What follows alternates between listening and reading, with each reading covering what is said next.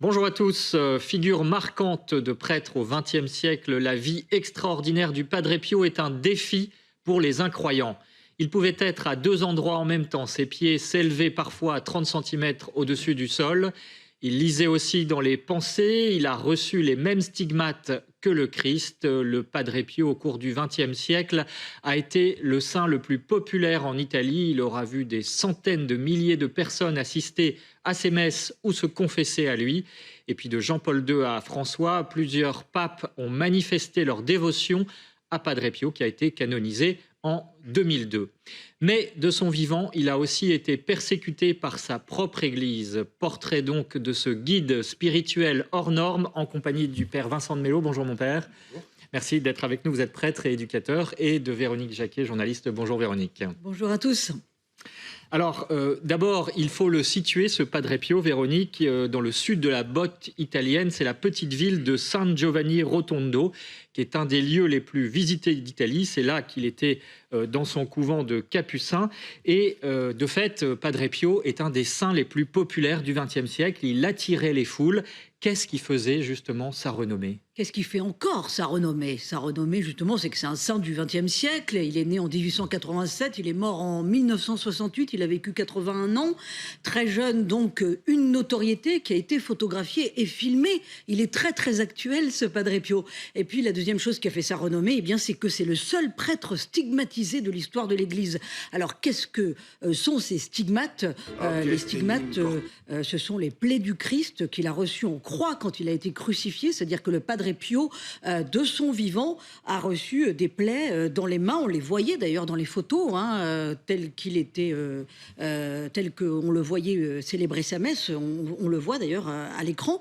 Il a reçu donc les plaies dans les mains et les pieds qui correspondent à la marque des clous du Christ en croix et la plaie au cœur qui est liée au coup de lance dans le côté gauche du thorax. Donc il vivait en fait la passion de Jésus au sens propre du terme. Et ça, c'est évidemment un incroyable miracle. Il disait d'ailleurs, il n'en faisait pas état, il disait souffrir terriblement, physiquement et moralement, de la présence de ces stigmates. Alors sa particularité, c'est que non seulement c'est le premier prêtre stigmatisé, mais c'est que ces stigmates ont été visibles et qu'on a pu les voir continuellement pendant 50 ans. Ils ont disparu le jour de sa mort, à partir du moment où en fait il a commencé finalement à entrer dans la mort en agonie, à partir du 20 septembre 1918. Et il est décédé le 23 septembre. Alors il a été étudié sous toutes les coutures, ce Padre Pio. Il a été soumis même à des interrogatoires aussi de la part de l'Église. Et la plupart des médecins ont reconnu le caractère surnaturel des stigmates. Alors la conséquence de tout cela, c'est qu'on accourait de toute l'Italie, mais aussi du monde entier, pour rencontrer Padre Pio, pour assister à ses messes.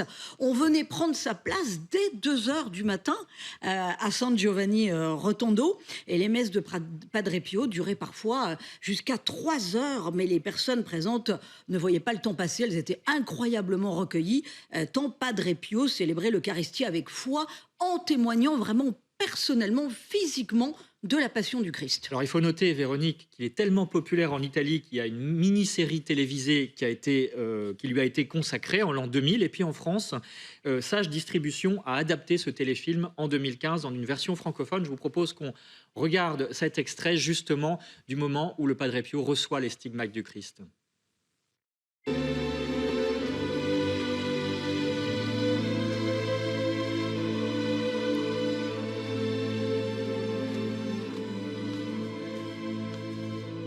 Petit, mais qu'est-ce que tu t'es fait?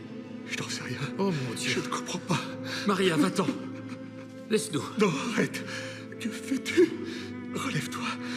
Relève-toi. Alors, Père de Mello, justement, ces stigmates, c'est une énigme pour la science. Il y a eu 17 rapports médicaux. Mais qu'en dit l'Église ?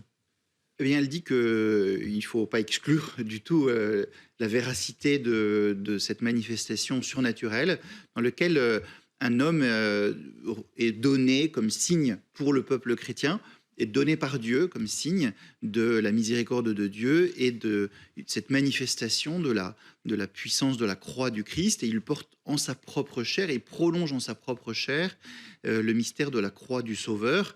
Et Voilà, il y a déjà eu. Ça a duré 50 ans. Ça a duré 50 ans. Et dans un siècle plutôt rationaliste. Donc c'est un défi, quelque part, aux incroyants. Ah, exactement. Et même parfois, les supérieurs du Padre Pio ont choisi des médecins et des scientifiques athées, agnostiques, anticléricaux, etc., pour aller l'examiner, pour être sûr que Pas de supercherie. il n'y ait pas de supercherie. On lui a même mis parfois des pansements scellés pendant 8 jours de suite, avec plusieurs témoins qui assistaient à chaque fois à la mise des sceaux et à la rupture des sceaux, pour être sûr que le médecin pensant que les choses allaient cicatriser.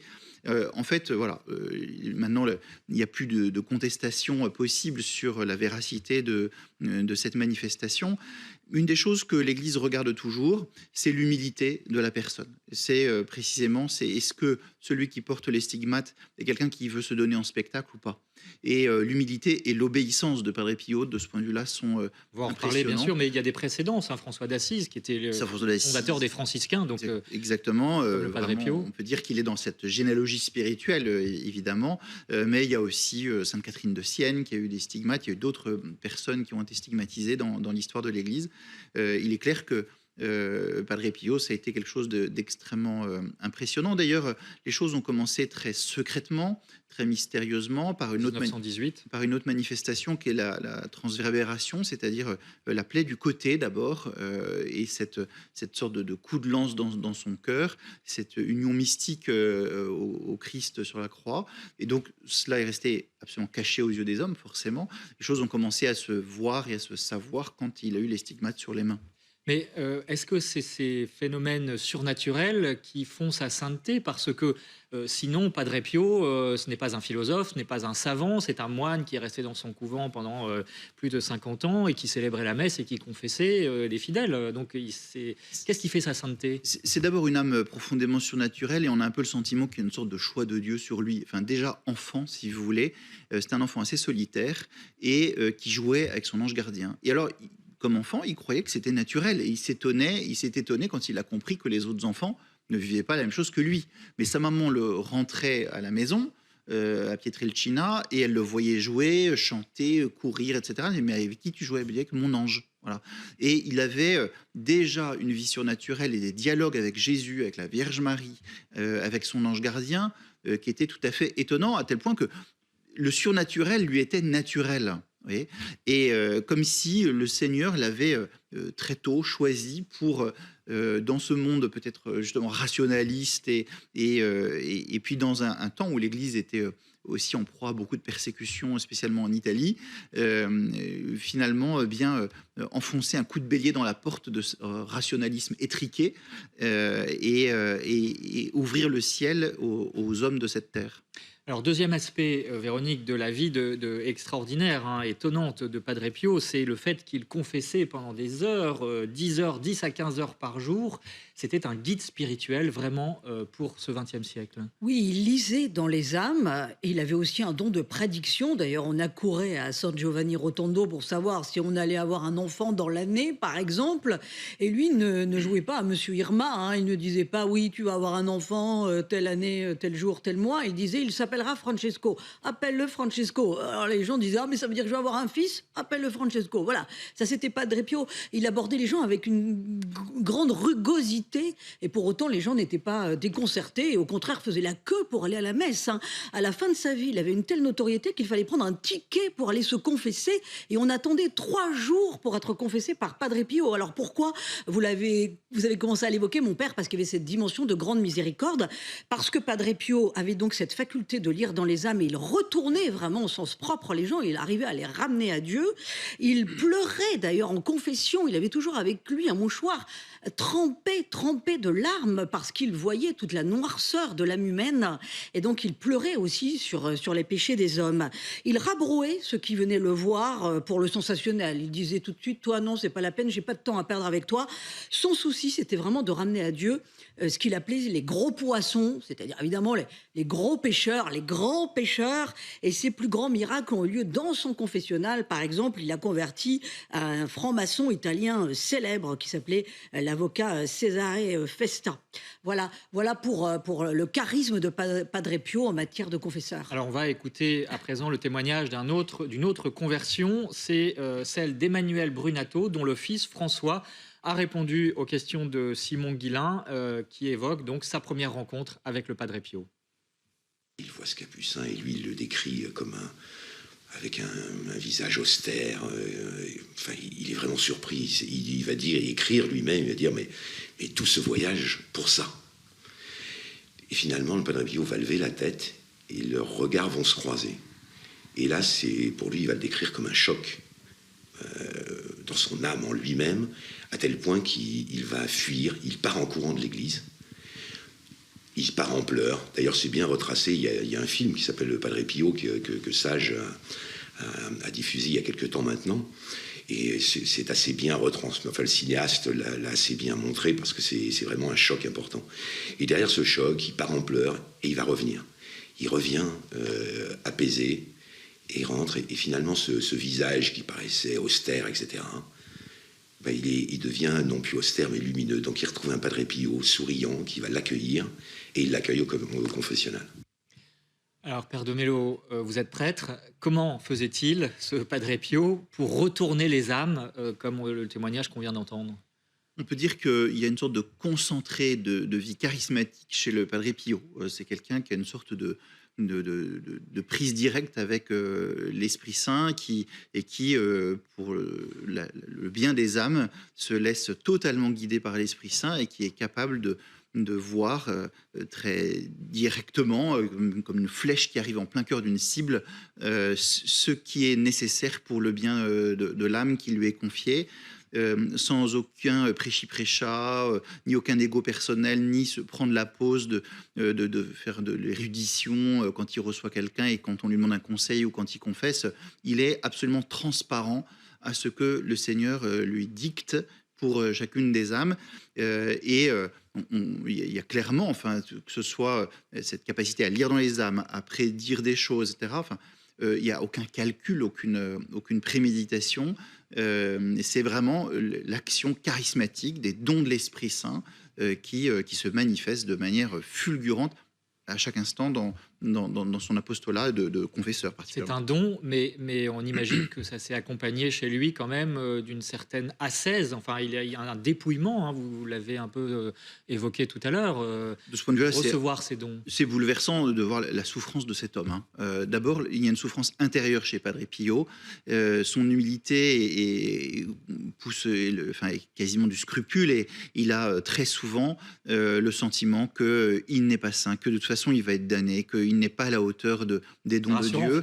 C'est un homme d'une très très grande humilité et qui a beaucoup de souffrance intérieure, pas seulement par les persécutions du démon qui sont légion, enfin, à le précipiter par terre, à essayer de lui faire peur, à rugir près de lui de manière incroyable, mais parce qu'il a une souffrance de sa petitesse. Voilà. Et puis il y a une souffrance physique, il épouse vraiment la passion du Christ, donc c'est un homme qui va beaucoup souffrir, qui va être reconnu comme maladif en permanence, il va être renvoyé de l'armée parce que pour un congé de convalescence illimité parce que personne ne parvient à le guérir, à tel point que même son ordre religieux l'exfiltre du couvent pendant les toutes premières années de sa vie parce qu'on ne peut pas garder un malade comme lui dans un couvent. Enfin voilà, c'est vraiment quelqu'un, on ne sait pas quoi faire de lui. Il est un peu blackboulé, amené d'un couvent à l'autre, etc. Il se laisse totalement faire. Il est livré aux mains des hommes, on peut dire. Voyez, et ça ne va pas forcément très bien se passer, Véronique, parce qu'il a été aussi persécuté par l'Église, hein, c'est mystérieux, mais voilà, par sa hiérarchie notamment, racontez-nous. Oui, Padre Pio persécuté à cause des grâces surnaturelles dont il bénéficie. Hein. Il faisait des miracles, il donne la vue à une petite fille qui est née sans pupille. Par exemple, les médecins ont pu constater qu'elle aurait dû rester aveugle. Eh bien non, elle voyait alors qu'elle n'avait pas de pupille. Il a le don de bilocation, il peut être vu dans 2 endroits différents au même moment. Et très tôt, le caractère surnaturel de son ministère intrigue, forcément. Ça commence par des dénonciations à San Giovanni Rotondo, ça remonte jusqu'à l'archevêque qui qui s'interroge aussi sur ce simple moine capucin qui fait quand même des prodiges. Le pape Benoît XV envoie discrètement des enquêteurs et en 1931, vraiment la persécution avérée, puisque interdiction de célébrer la messe en public et de confesser. Il vit reclus dans son couvent. On n'aime pas finalement l'idée d'un culte qu'on estime être rendu à Padre Pio en lui-même. C'est-à-dire on oublie Dieu et c'est Padre Pio finalement qu'on sanctifie déjà. La deuxième période de persécution, ce sera sous le pontificat de Jean XXIII. On installe des micros, tenez-vous bien, en 1960 pour écouter ses conversations dans sa cellule et dans le parloir du couvent, en cause des ragots sur ce qu'on suppose être sa conduite avec des femmes. Donc là, ça va loin.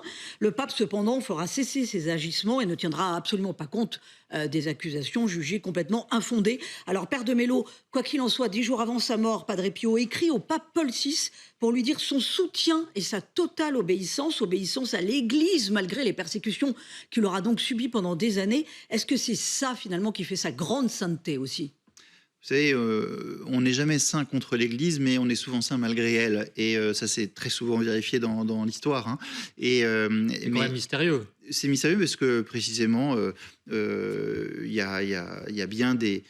Il y a bien des traits humains dans l'Église. Et l'Église, c'est d'abord des personnes qui la portent, qui la sont, qui la constituent, si vous voulez. Donc, voilà. Donc, et ce qui est justement un des traits de caractère de tous ces saints qui ont souffert parfois dans l'Église de la hiérarchie, d'un certain nombre de décisions qui sont prises, c'est leur sens de l'obéissance et de l'humilité qui a été victorieuse en général, d'ailleurs, des persécutions qu'ils ont connues. Et vraiment, Padre Pio en est une illustration manifeste. Il y a même donc un évêque de la région et un peu de clergé local, où la jalousie existe même dans le clergé, qui ont beaucoup fait contre lui. Les ragots ont été multiples. Enfin, on a vraiment tout essayé pour le dénigrer et finalement rien n'a tenu. Voilà, et tout est tombé à chaque fois. Les supercheries de ces dénonciateurs qui l'accusaient de supercherie, ces supercheries-là ont été à chaque fois démenties. Il semble qu'il soit apparu dans la chambre du pape auquel l'évêque du lieu venait se plaindre pour démentir les faits qui lui étaient reprochés. Oui, exactement. Il a même biloqué à plusieurs reprises. Ah. Et voilà, enfin, là-dessus, il n'a jamais cherché à se défendre. C'est ça qui est étonnant, c'est son silence. Il a toujours obéi à la lettre, il n'a jamais cherché à se défendre, il a juste supplié Dieu de pouvoir continuer à célébrer la messe en privé, quand il ne peut plus la célébrer en public. Même que ses amis le poussaient, on a entendu le fils d'Emmanuel Brunato tout à l'heure, le pousser à se défendre. Non, il n'a jamais cherché à se défendre, il a obéi à la lettre, et il a été là-dessus d'une humilité absolument incroyable. Et une de ses grandes souffrances, c'était justement cette célébrité. C'était qu'on cherchait à lui embrasser les mains, à le toucher.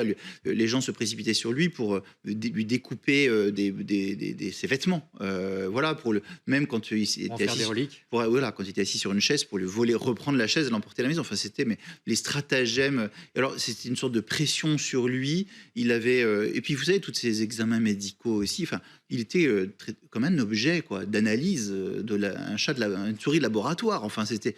Il a vécu tout ça.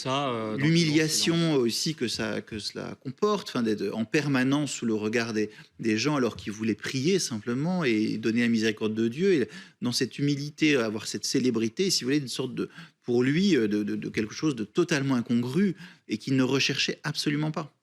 Alors Véronique, pour mieux découvrir cette personnalité hors norme qu'a été Padre Pio, évidemment, il faut aller dans le sud de l'Italie. Oui, 2 lieux, la maison pour soulager les souffrances. Alors c'est l'hôpital qui a été voulu par Padre Pio avec ce terme, maison pour soulager les souffrances. Hôpital qui a été construit à San Giovanni Rotondo. On ne soigne bien entendu pas que le corps, mais l'âme et l'esprit. Il fallait prendre en compte toutes ces dimensions. Première pierre posée en 1947. Premier service ouvert en 1954. Et c'est un établissement dont la construction fut rendue possible grâce aux dons que recevait Padre Pio quotidiennement du monde entier. Il ne savait pas quoi faire de cet argent, il recevait énormément d'argent.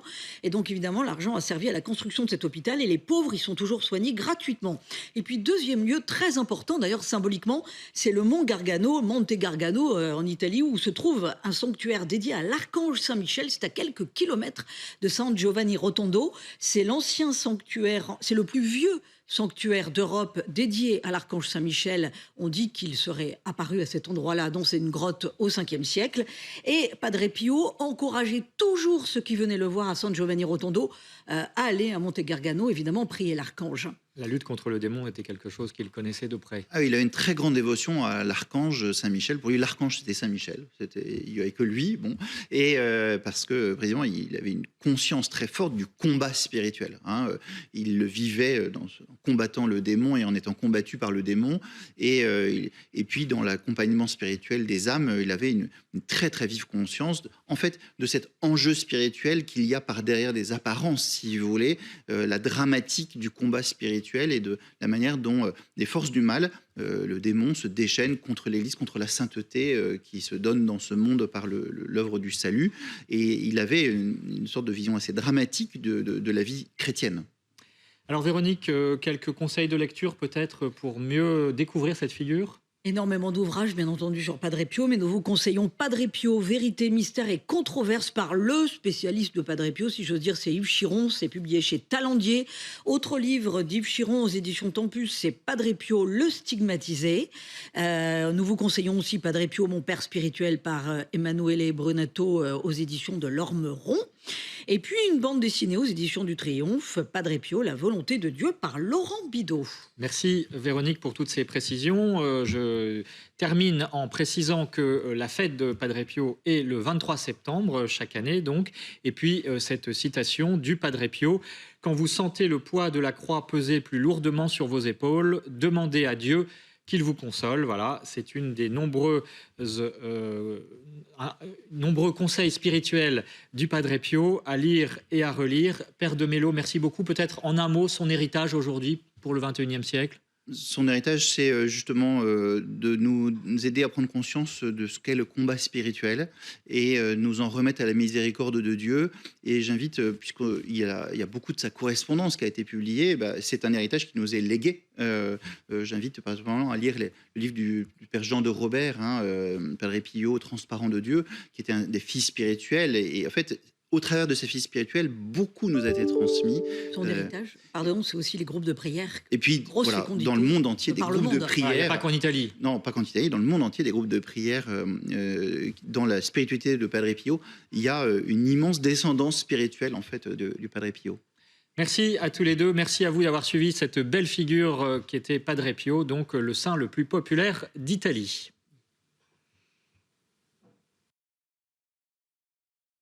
Mais oh, pas Versailles ici. Et vous croyez où là? C'est pas Versailles ici. Mais c'est pas Hop, hop, hop. On est chaque jour un peu plus nombreux à faire des économies d'énergie. Avec Total Énergie, c'est simple. Des services pour maîtriser votre consommation et un rendez-vous énergie personnalisé.